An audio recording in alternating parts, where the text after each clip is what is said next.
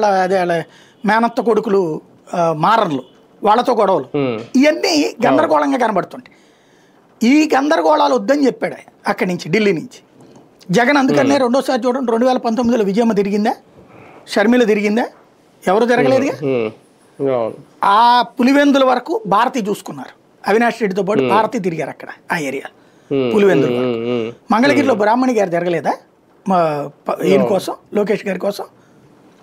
ఈ కామన్గా జరుగుతుంది. మిగతా టైంలో వచ్చేటప్పటికి ఆ యాక్టివిటీ పరంగా ఆవిడకి వ్యాపారాలు చూసుకుంటుంది.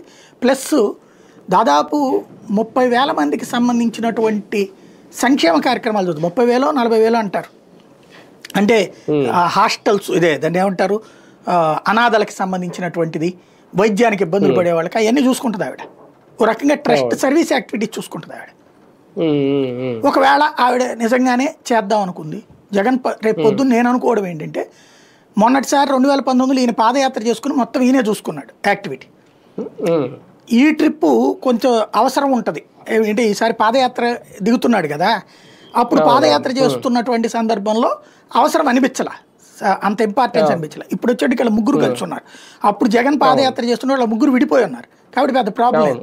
ఇప్పుడు ఆ ముగ్గురు కలిసి వ్యూహాలు పన్నే దాంట్లో ఉంటారు కాబట్టి ఇక్కడ ఒక చోట బేస్ చేసుకుని ఏదైనా యాక్టివిటీ చేయాల్సి ఉంటుంది కాబట్టి తన భార్యకి ఏమన్నా అప్పచెప్తారేమో అని భయపడి రాసినట్టున్నారు.